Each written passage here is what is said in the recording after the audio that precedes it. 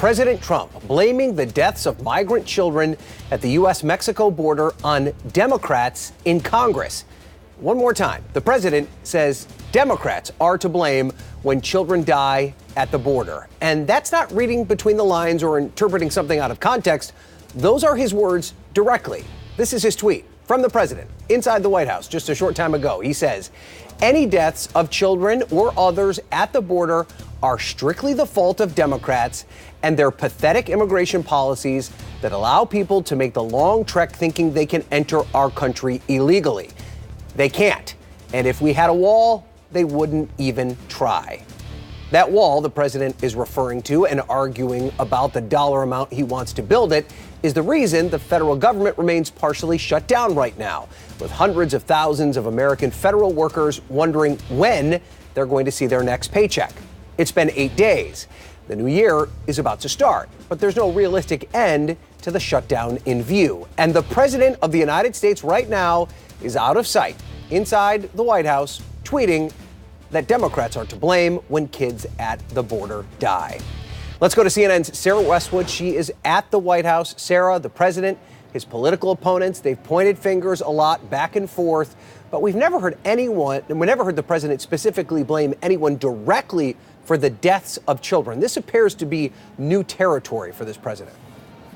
That's right, Ryan. President Trump appears to be weighing in for the first time on the deaths of these two migrant children in Border Patrol custody in the past month. And his first comment on their deaths is to blame Democrats who haven't voted in the past for his immigration priorities. Now, this tweet comes as the president is alone at the White House and increasingly frustrated at his inability to get funding for his promised border wall. He's canceled plans to travel down to his estate in West Palm Beach, Florida over the new year as the shutdown rages on, and he's continuously blaming Democrats for allowing the government to remain partially shuttered, despite saying just a few weeks ago that he would be proud to own any government shutdown. Now, this comes even as acting chief of staff / budget director Mick Mulvaney has said congressional Democrats actually have not been invited to the White House to continue those talks. And Mulvaney said the White House is simply waiting for a counteroffer at this point from Democrats. Recall that Vice President Mike Pence went to Capitol Hill a week ago with an offer of support for a $2.5 billion border security package plus wall funding.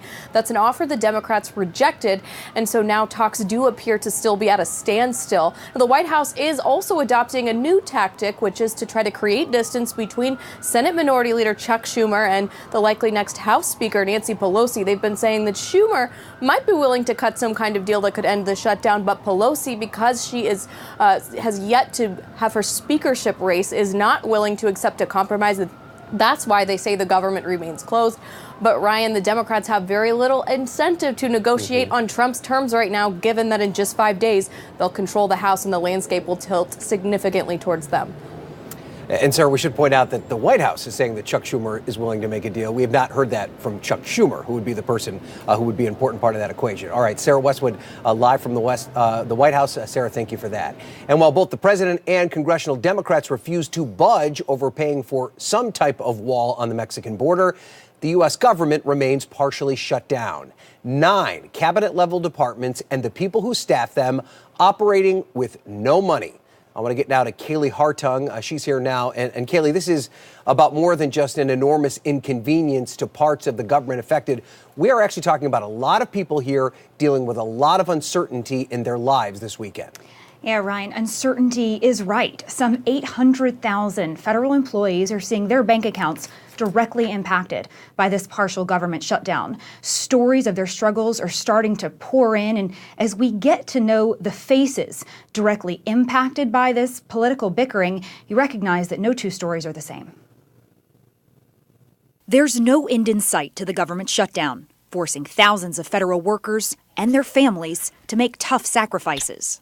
It's pretty scary not knowing when you're going to get paid. Angela Cabana's husband is an air traffic controller for the Federal Aviation Administration. He's a considered essential employee, so he has to go to work.